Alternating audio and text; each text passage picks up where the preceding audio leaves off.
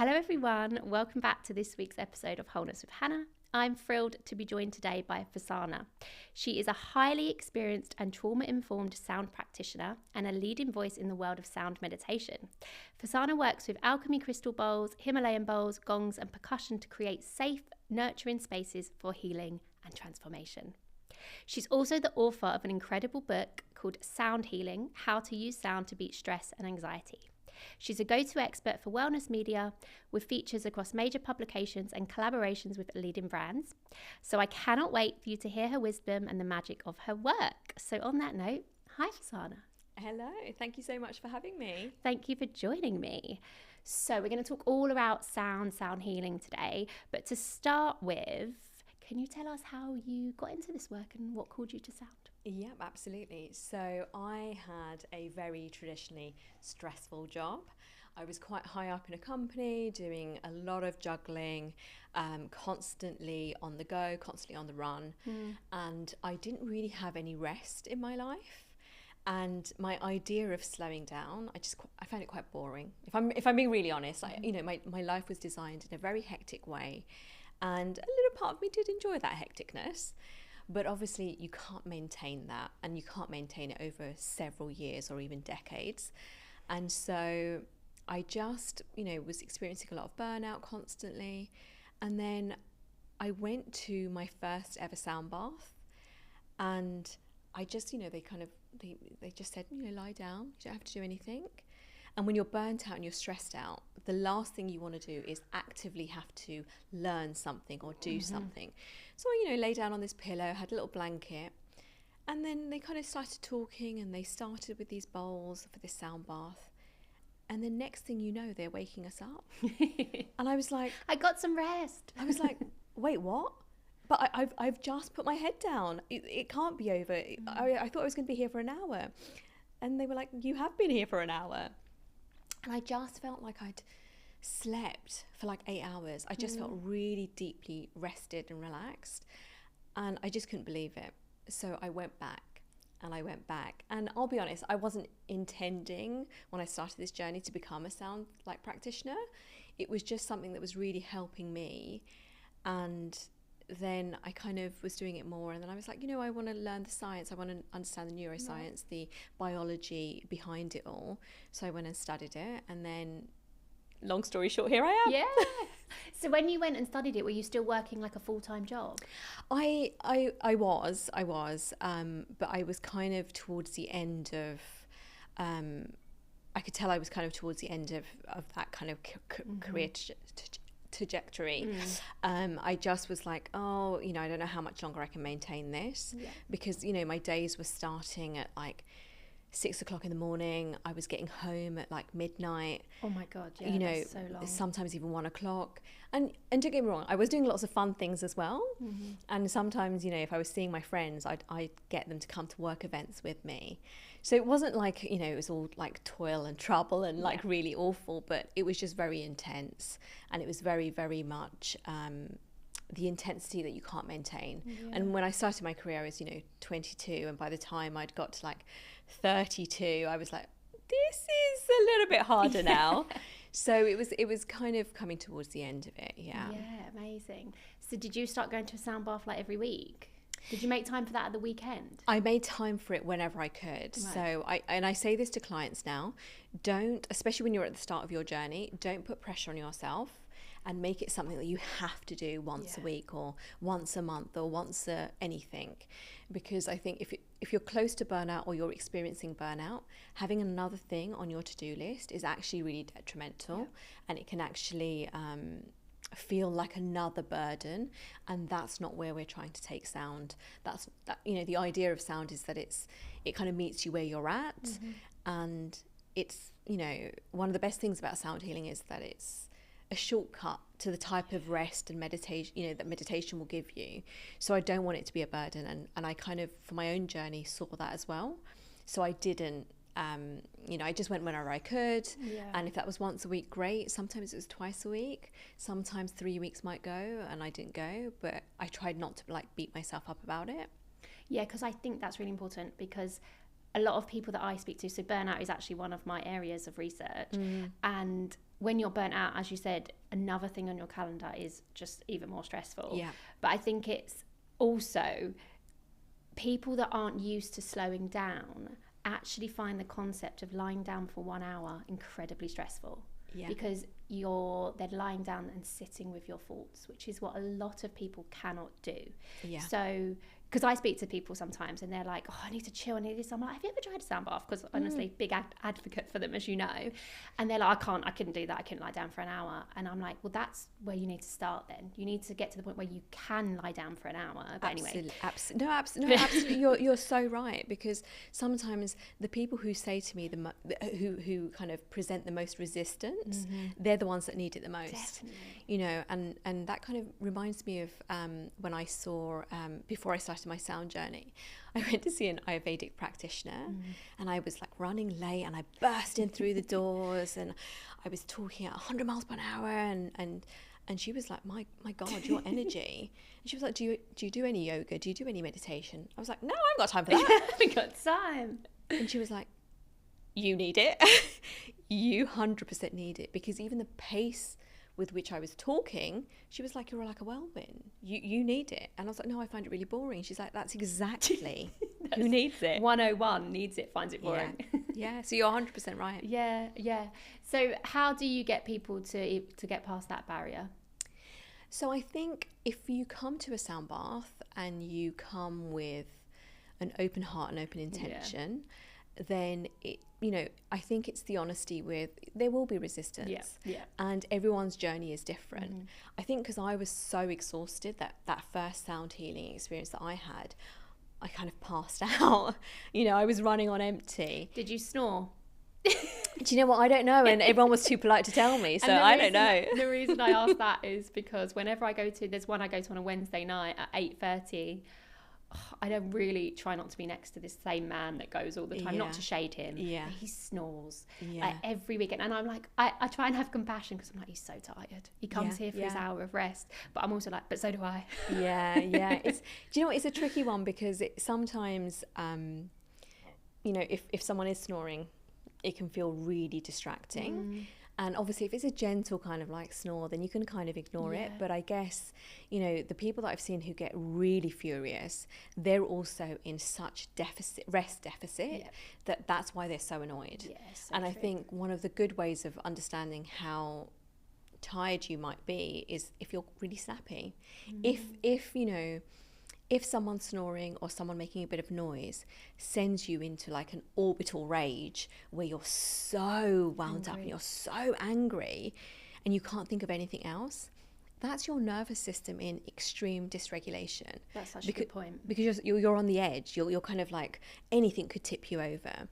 It's why when we haven't had enough rest or we haven't had enough sleep, and someone says something, or someone pushes past you on the bus, you're so angry, because the reaction is, you're on the edge already. Whereas I think, I see clients, if they come to me and they have a weekly practice, a fire engine goes past, they don't really hear it. Or they hear it in a subconscious way, where it becomes part of the imagery and the experience that they're having, but it doesn't take them out of the sound experience. It doesn't take them out of the the altered state of consciousness that we're trying to get them to. And I guess on that, anyone listening that's like goes to their first sound bath and it's hard, maybe don't give up. Keep absolutely going. Like, it's not a one and done. I go, as you know, at least try once a week, but as you said, if I can't make it, I don't stress. But sound has been a huge part of my sort of nervous system journey, to be honest. So that takes us into, do you want to tell us a little bit about the science and the science behind the frequency and how it actually gets us into the parasympathetic nervous system? Absolutely. So I don't know if we've touched on this yet, but sound healing, if I was to explain that first, it's a type of meditation, but without the effort. So when we're meditating, especially if you're new on the journey, it can be really hard to switch off your thoughts. It can be really hard to make time, and it can be really hard to kind of just be like, what am I supposed to be doing? And so sound is just kind of like a guide. It just kind of supports you. It holds you and it supports you, and it just gently takes you on the journey to meditation. It's like if meditation, traditional meditation, is walking up a flight of stairs, this is like taking the lift. Right. Okay. So that kind of brings me on to how it works. So the beauty of sound healing is that we kind of can't help it. So our brains are designed to sync up to the slower sound waves that the therapeutic grade instruments are producing. And that's why the effort is kind of taken out. Of course, if your nervous system is really frayed, you do need to kind of give it more than, one shot, and you do need to kind of come back and see, give it time and space for it to work. But for most of us, when we lie down, our brainwaves, like you and I are talking now, we're concentrating. You're thinking about perhaps the next question you're going to ask me. I try not to do that, but yeah. Okay. Or, and you're listening, you're actively listening. I'm obviously accessing parts of my brain to kind of, bring information to the conversation. So we're in a beta dominant brainwave activity state. We're concentrating. And it's important. It's a good state to be in. The problem comes is that we're always in this state. We're always super connected. We're always on the go. We do not allow ourselves to have the natural ebb and flow that we should have. And this is where the disconnect has happened. And this is where the levels of stress and anxiety that we see in the modern population in the modern world. Yeah, it's because we don't switch off. We shouldn't always be on the go. We're not supposed to be performing at 110% the whole day. That is not normal. So what happens is, when we're constantly in that beta dominant state, our brain is always go, go, go. We're depleted. When we're sleeping, deep sleep, we're in delta. And that's the really slow brainwave. And what sound does is it hooks you at beta and it kind of draws you down. So it takes you to an alpha dominant state. And then that's when we're resting. That's when we're, we're engaged, but we're not, we're conscious, but we're not actively thinking. So that could be when you're having a shower or you're washing your hair. And you're just sort of in it. Yeah. So, if you're washing your hair, I don't know if you've ever had this where you're like, oh, did I use the conditioner? I can't quite remember. Yes, I have. Right? Loads of times, yeah. So that's when you're in an alpha dominant state. So you're active, you're aware, you're not going to drown in the shower, you're not going to drown in the bath, but you're kind of on autopilot, you're doing something, and then you have to be like, did I turn off the hair straighteners? I'm like, have I cleansed my face yet? I just did it, but I'm going to do it again just in case. Yeah, right? So that's when you're kind of on that, that dreamy kind of like, alpha state. From that, there's one below called the theta. And this is where the magic happens. This is where we naturally access this when we're in a REM cycle sleep. So that's the dream state. That is when our brain tidies up. It's when our emotions get filed away, get processed, when our memories get filed away and our emotions get processed. It's when we are, the brain resets the mineral levels, so you feel refreshed. It's when all the good stuff is happening. Right. If you're chronically depleted of rest, or you have insomnia, you don't sleep well, you're always on the go, you've got anxiety, making it hard to sleep, that's the kind of sleep cycle that's sacrificed. So you might go into, like that deep sleep. Sometimes I see clients and they'll say that, you'll ask, oh, how are you sleeping? How's your rest? And they'll be like, oh, I just, as soon as my head hits the pillow, I'm out. That's not good for you. That actually is a sign of being overtired. That's you've completely bypassed everything, and your brain and your body are almost like it's not shut down, but it's a close to like I'm gone. There's no battery. That was me for like 6 years when I was in banking. Yeah. I was so tired. So your head hits the pillow, you're out, and you're not having that dream state. You're not having that kind of really gorgeous magic time. And what a sound healing experience does is that it takes you there, and it keeps you there for an extended period. And that's where you have the altered states of consciousness experiences. So that might be when people see lights, when people feel otherworldly sensations, and their body kind of feels either floaty, or they can't feel their fingers or their toes. So that's, you know, when things like that happen, that's when we know we've taken you into the right kind of... That's a good sign. Yeah. Yeah. It's a very good sign. Yeah. Have you seen lots of... Because obviously everyone's body's different, Yes. and everyone reacts differently depending on where they're at. Yes. So I've had, you know, sometimes I'm pretty good now, so I can go to a sun bath and relax, and I often go very deep, and I see all sorts of things, and I often feel like waves through my body and tingles and things like that. But you must have seen the lot, you know, like you must have seen so many people, like different things happening to people during the sound baths. And I guess a lot of people can release emotion as well, right? Oh, 100%. Because it's obviously the sound, the frequencies as well, but it's like the fact that they're just still, I think, is actually emotional for people, because they don't allow themselves that, and then they feel what they're feeling, and then the sound is also intensifying that. Yes. So yeah, do you see that a lot? Oh my goodness. So the good thing about going to an in-person sound healing is that the physical vibrations are going through you. So obviously with a gong or a drum, that, you know, that's much more you kind of register it a bit more, so you feel that it's a somatic practice. Whereas with the crystal bowls, for example, you might not necessarily recognize the vibrations going through you, but they 100% are. And so what happens is, like you say, a lot of emotions can come up for people. So, you know, sometimes I have people who, you know, are embarrassed because they're crying in a sound bath, but that's your body releasing, that's your body letting go. And absolutely, it's something that you shouldn't be embarrassed about. I write about this in the book, that so we have different types of tears, and the type of tears that you might release in a sound bath, for example, might have more, I think it's more protein in it, and so that's why the tears fall slowly. So, you know, if you get something in your eye, and your eye might start streaming, but it's quite a fast tear. Yeah. So the reason we have slower tears is because the idea is that your community is supposed to see that. So it's supposed to come and help you. Yeah. That's so beautiful. So in that moment, if I've seen your tears, I'm your community. I'm there to help you. There's a reason that tear is falling slowly, and there's a reason that, you know, we've evolved like that, so that your community can come and help you, that, okay, you're not okay, you know. Because that's what we, one of the things I do a lot of positive psychology, and one of the things humans without a doubt need, it's actually the most important, is human connection and community. Absolutely. Over everything. Yeah, absolutely. So I'm not surprised that we've evolved like that. Yeah, absolutely. Over everything, that's kind of the most important thing.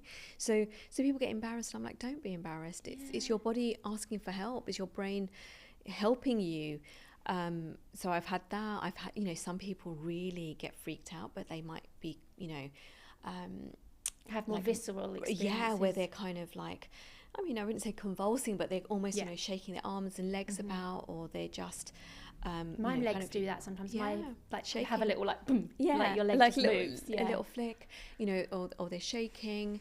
You know, I've had some clients where they'd be like, it's really weird when halfway through you moved me, and I'm like, I didn't touch you. I was at the front, hun. Yeah. So you get that a lot with like one-to-one sessions where they're on a therapy bed. They're like, but it was really weird. Like, why? How did you do that?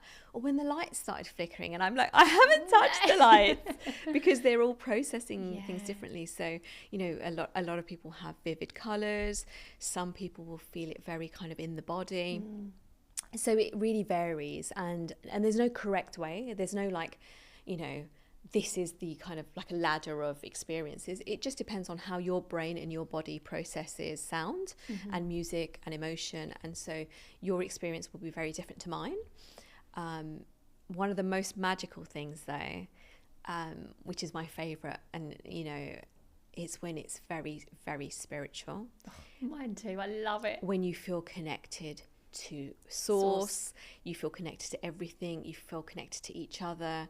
You know, I've had you know, this one client who's actually become a really good friend, but you know, we've had situations where, because this client was seeing me like once a week for, you know, over a year and a half, it got to the stage where I remember one night where we both had the same visualization.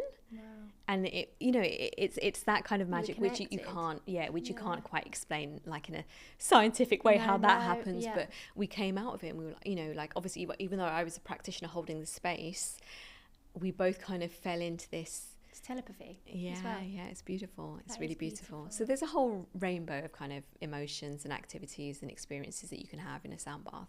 Yeah, because I guess as well, sound is shifting stuck energy a lot of the time as well. And with that, your body will never, like, your body will only ever release what it's ready to go. Yeah. So like that's the other way to like make people feel safe. Like nothing's ever going to happen to you that you're not ready for. Like your body knows more than your mind knows anything anyway. 100%.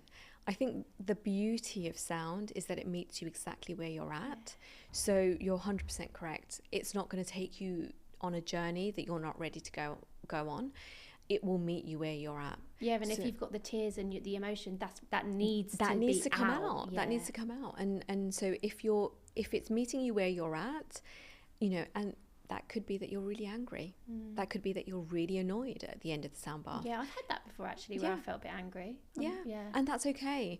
I think anger's kind of demonized a lot in the wellness world. It's sort of a secondary emotion though. It's covering up something else, I think. Exactly. And anger often is the emotion, I believe, that loves you the most. It's protecting you. It's telling you someone has crossed a boundary or a line or something has happened that doesn't align with you. So it's okay to be angry. And anger is a real kind of emotion that I think we should honor a bit more.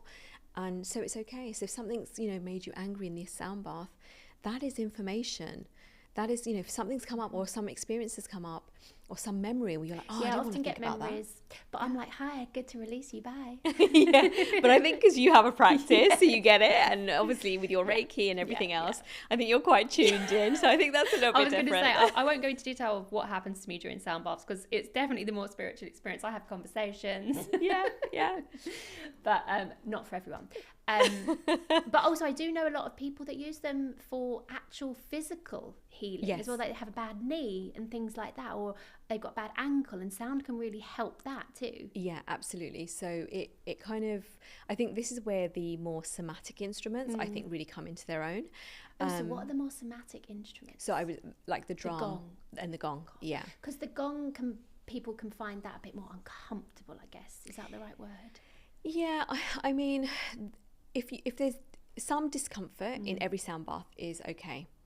And if you're having a one-to-one, the level of discomfort might go up, and that will be done on purpose. So, I often describe this as having a massage, a physical massage. And when like get in there. Yeah, they might find a knot, and at the moment you're like, ow, and it's difficult, it's uncomfortable. But then the release happens. So you can use sound in that way, in a one-to-one setting where it can become quite annoying, or you're just like, I really don't like that. I don't know what bowl or what instrument she's using, but that's really not my vibe. And that's okay. In a group setting, there shouldn't be too much like dissonance. There shouldn't be too much kind of resistance, because the idea, we don't, like if you've got a room full of 10, 12, 20, 25, not everyone has come in at the same, they're not on the same journey, they're not on the, they're not looking for the same experience. So do you then try and keep it a little bit, what is the word, neutral? Like what? A bit more resonant. Right, yeah. Okay. So you kind of like lean more towards the resonance, because the idea is we're trying to get everyone to kind of relax and let go a bit more. So in a group setting, there shouldn't be too much drama, sonic drama, as it were, because you are very experienced and you go to sound practices. You'll be able to handle that way better than someone coming in for the first time. Yeah. But in going back to your point about using the sound for like the more kind of physical ailments and pain, when we have, say, an injury or we have something that's not feeling quite right, we don't realise, but all the area around it can feel quite tight as well. And so what the sound does, it's just kind of like the vibrations are going through you and it's helping release that. Some studies also show that sound can block the pain pathway. So with the drum, for example, it can really block that pain pathway. So I've had clients in the past who have used that as pain-free time, because the vibrations from a drum feel very physical, and so that's kind of blocking the pain signals going through, so it can provide really lovely relief. Oh, amazing. So what about the crystal bowls as well? They're all different frequencies, aren't they? And is there a frequency for each chakra? So this is going to be controversial, and not everyone is going to like what I'm going to say for this, but my reading, knowledge and understanding of the chakras is that we've got so many chakras, so many energy centers, and we just mainly talk about the 7, don't we? But the 7 I think have been oversimplified, and the idea that an F bowl aligns to the heart, I think, is oversimplified. And I would argue that it's rooted in a bit of like colonial like simplicity, where same with the kind of colors and whatnot, because an F bowl might hit you in a certain place that you need it, but it might hit me in a different place that I need it. So that's where I think it's not a very popular it's not a very popular kind of way of thinking, but all my research, all my knowledge into that is that our understanding currently is actually not very correct when it comes to the bowls and the chakras, aligning with each one so specifically.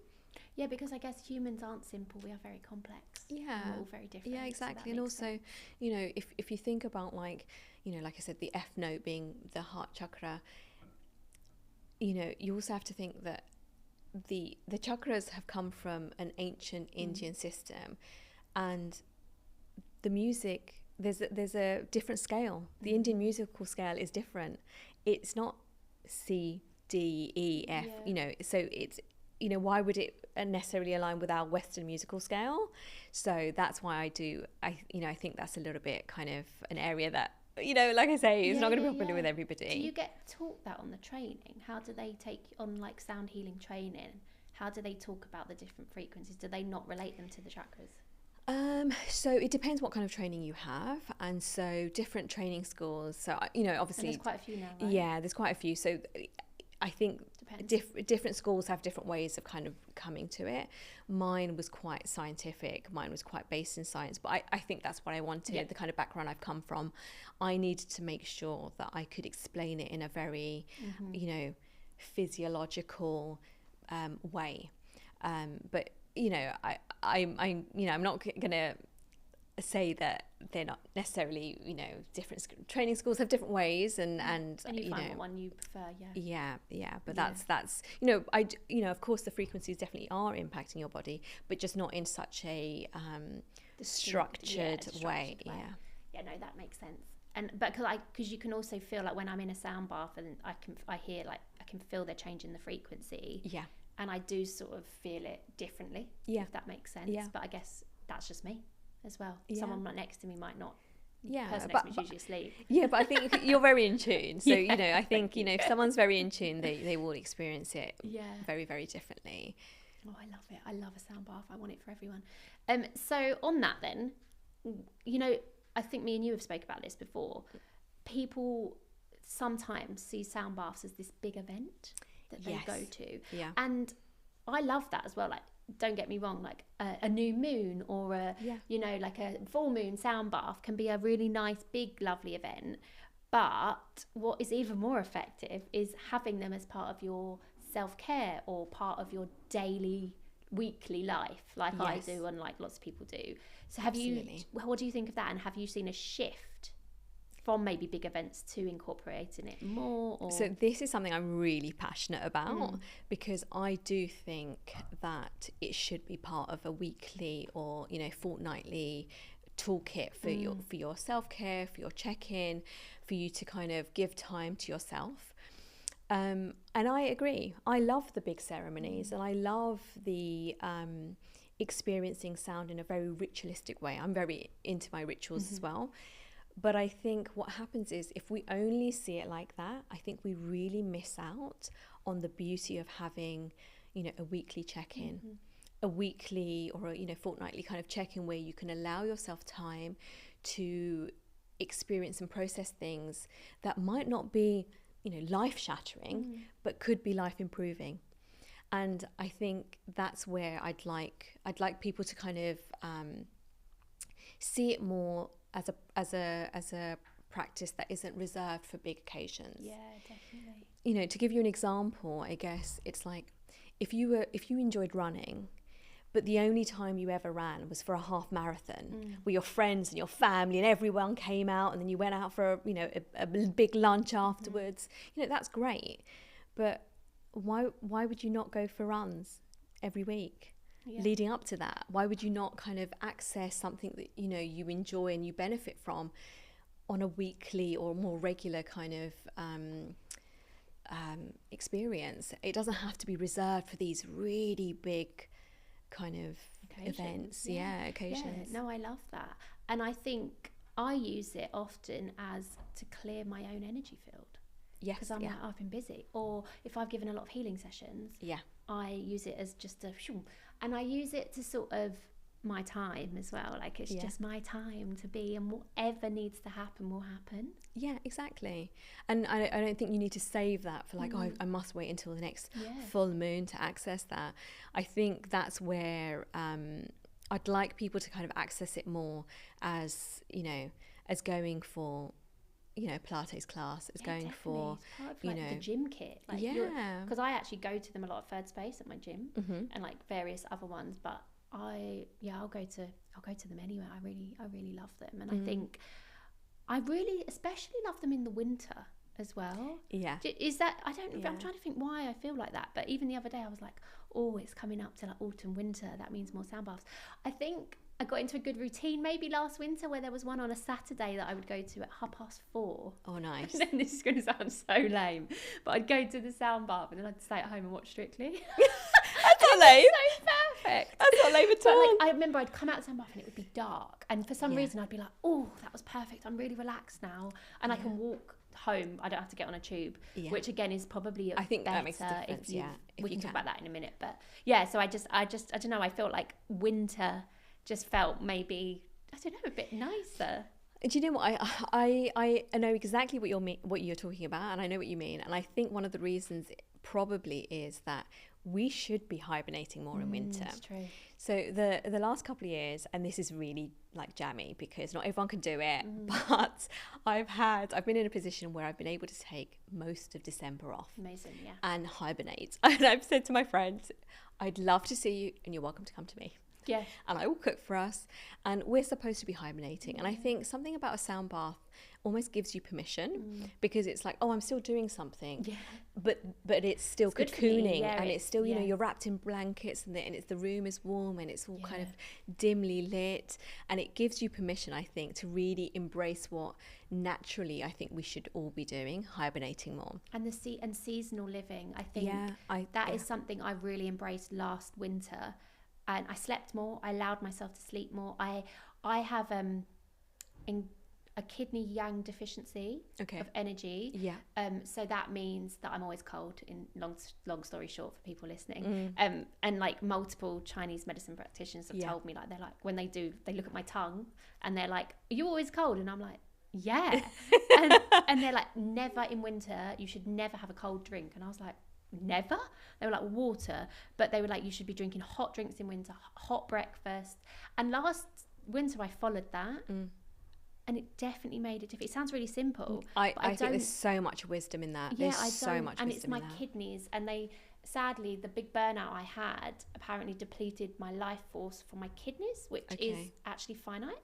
So it's not like life force energy that we channel in Reiki, but it's like my personal And even last weekend I was at a festival. I was doing a talk at the Wellness Festival, and after my talk I'd had a reflexology session in the tent, and she even said to me there, "Oh, your kidneys were a bit." I was like, "Oh, still." And that's when she said it is finite. Like, there's things you can do, but like really, and she did say, really make sure you look after yourself in winter, because it's obviously the kidneys are responsible for our life force energy and all that stuff. So seasonal living, and part of my seasonal 100%. Wintering is more sound baths. Yeah, 100%. so I don't really believe in the 5 a.m. club. No. I think it's promoting It's not for me anyway. You know, a certain type of living. That said, in the summer, I am up at 5 because it's light and it's, you know, it becomes my favorite time of the day. I'm very lucky. I live very. Do you do 5? Sometimes 4:30. No way. That's airport time for me. Because I live by the river, so I have the most incredible sunrises, and so I like to wake up with the sun. And 4:30, and like before, when I was living that insane life, you know, I'd go and play, like I'd wake up at that time, I'd go and play tennis, I'd like make a massive breakfast, I'd prep my lunch, I'd do all of this stuff. So I'd always have like 5 hours of activity before I'd actually go to my day job. Wow. But then in winter, I will get up at 8 o'clock. Yeah, same. You know, you're not catching me at 4 o'clock, 5 o'clock in winter at all. Feels like the middle of the night in winter. I will get up at 8 o'clock, sometimes even 8:30, depending on what my schedule is saying. But I definitely shift according to what the light is telling me. Definitely. And actually, I've just ordered one of those Lumi alarm clocks. I haven't had one. I love mine. Because I also don't want my phone in my room when I'm sleeping either. Yeah. And it's all about having like the best sleeps and stuff for me this winter. And in the evening, have red light, have, you know, salt lamps and red light, and have it all kind of. It's all part of the self-care. Yeah, isn't it? absolutely. And I think that's where sound can really, you know, make you feel homey and comfortable, and it gives you permission, I think, to go into more of a hibernating experience. Yeah, definitely. So it's a good time, guys. So on that then, at home sound baths that you listen to on like YouTube or something, what do you think of them? No, I'm a fan. Okay. I'm a fan. So you think they have the same effect? They have a different effect. Right. So studies show that you can have a much more introspective experience if you're kind of listening to sound, you know, at home in an audible kind of device, whereas obviously it's much more somatic when you're in person and, you know, the vibrations physically going through you. So there is definitely a place for it, which is why when I was asked if I wanted to write a book, one of the first things I said was, I can't talk about sound for 200 odd pages and not give people sound. We live in London. You can find a sound bath. It's pretty easy. But I know that I'm going to have readers in different parts of the country and now different parts of the world, which might not, you know, they might not be able to have access to that immediately.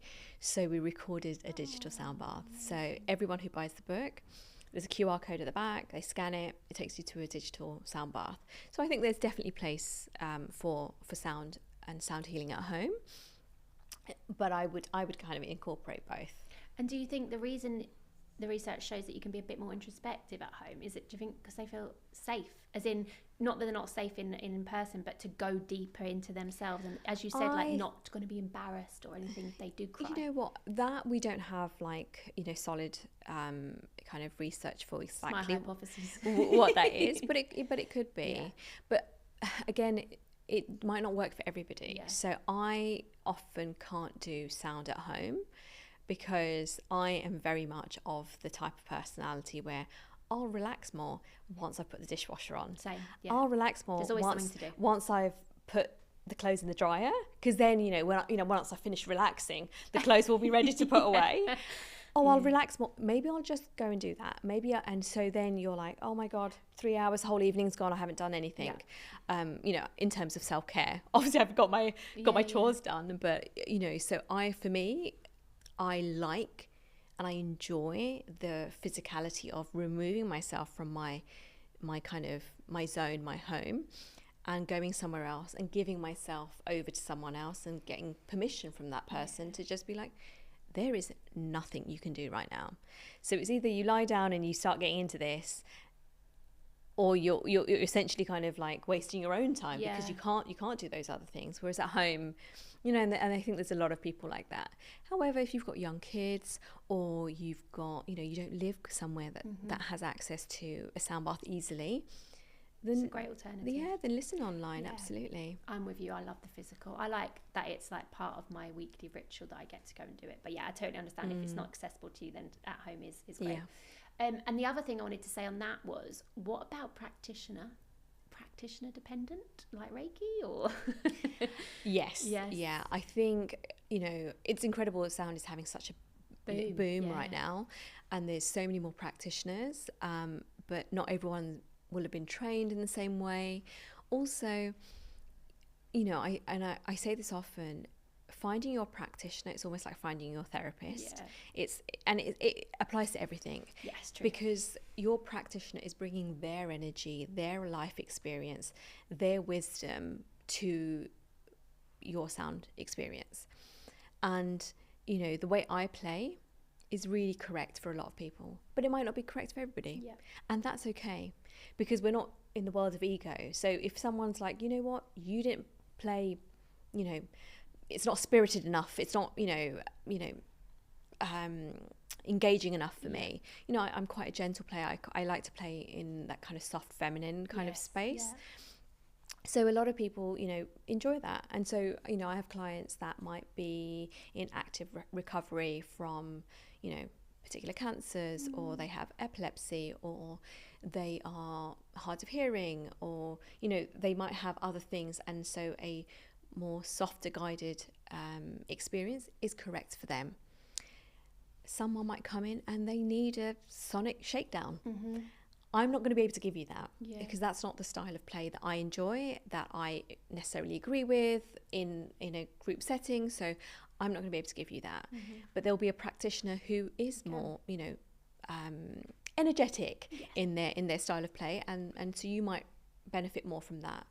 Same with try different instruments. I often have people who have said to me, oh, I really don't like gong, and they'll come to my gong and they'll be like, oh, this was very different.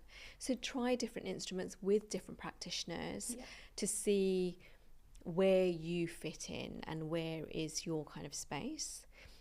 The only thing I will say that I think people should be wary about is the sound volume in a sound bath. A sound bath experience is not a concert. It's not supposed to be Royal Albert Hall kind of, hitting something so it's almost like shaking you to your core. It's not supposed to be that.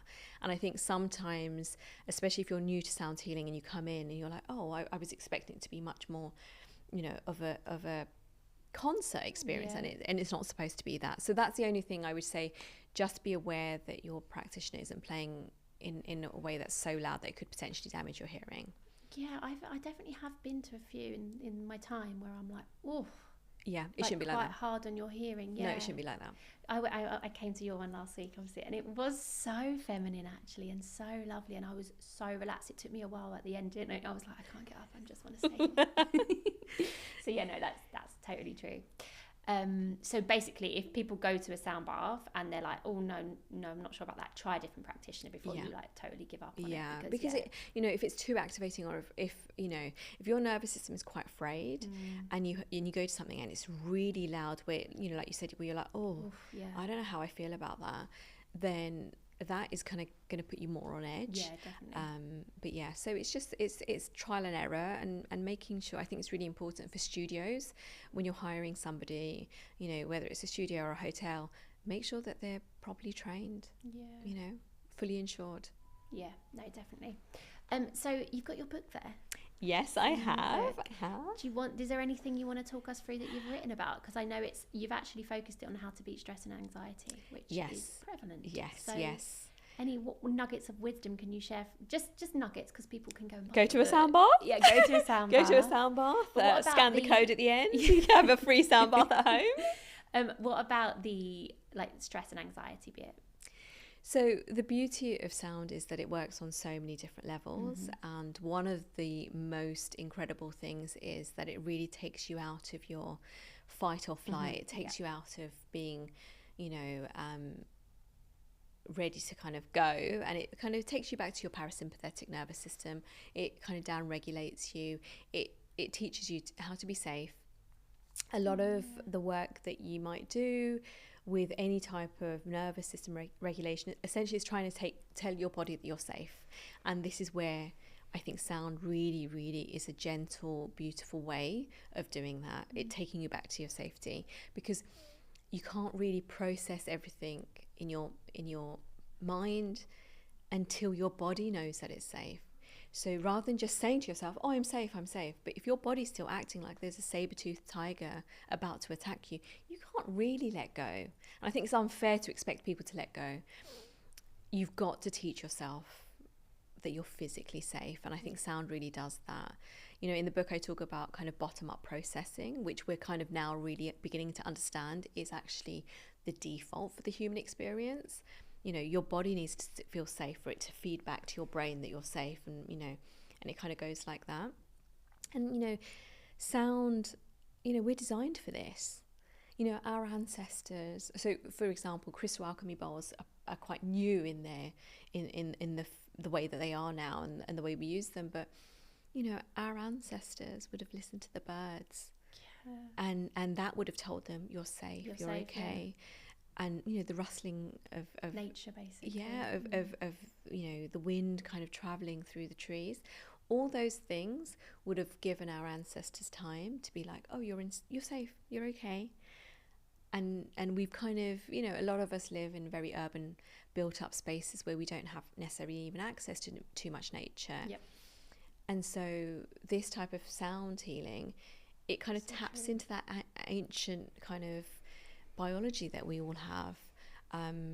So I talk about that, and I talk about how you can use, when you do have time in nature, how you can use it in a way that is more beneficial. So there's lots of like little nuggets, and there's things that you can do at home. You know, I've had a 20 plus year career in wellness, so it's all the kind of things that I've learned, and I share a lot of tips that I kind of would tell clients. So it's just kind of, yeah, it's all the juicy stuff is in there for you to kind of find. Yeah, and on the nervous system thing, it's so true. So that I've spent the last year working on my nervous system, because, as you said, you can have all the stuff in your mind, and you can think and know and reaffirm to yourself you're safe, and it can only get you so far. Yeah. And I've really worked on my body through a lot of different, obviously the weekly sound bath has helped. Done a lot of energy work. I get out in nature more, breath work, basically so much healing that now the game has changed for me, as in my nervous system. Now I stood on a stage, it was the biggest thing I'd done for a massive company last week, and I didn't feel nervous. I felt very calm, and even I was like, why do I feel so calm? I'm like, oh, this is it. This is all the work I've been doing. And on that, you can't receive big opportunities into your life, into your orbit, into your field, if your nervous system doesn't feel safe to hold them. Yeah. You either won't actually get them come into your life because you won't attract them, or you will sabotage them. Yeah. Because you're like, oh, this is too much, this is not. And that's all to do with your nervous system. You might think you can do it, but since I've done this nervous system stuff, things around me are changing. Like things are just coming my way, because my body is like, we can hold this, we got this. Yeah, absolutely. And this is quite spiritual and woo-woo, but one of the things we love the woo-woo sound baths have definitely done is opened up my clairaudience. So clairaudience is basically you have 5 clairs, and you have like your psychic senses basically, and it's your hearing, and it's not my fault. It's like my clairaudience, my ears ring a lot since like sound baths, and I'm getting like downloads from source and things, and I'm certain that sound baths have been a huge impact, because there's been a lot of sound baths where I'm there and my ears are ringing, and I'm like, this is getting a message. So like, just for the people that understand that, it can open up your own energy, your own spiritual practice as well. I think you also become really resonant, and you know, kind like of a tuning fork. Yeah, because the thing is, like, because things don't bother you, well, you know, little things don't bother you.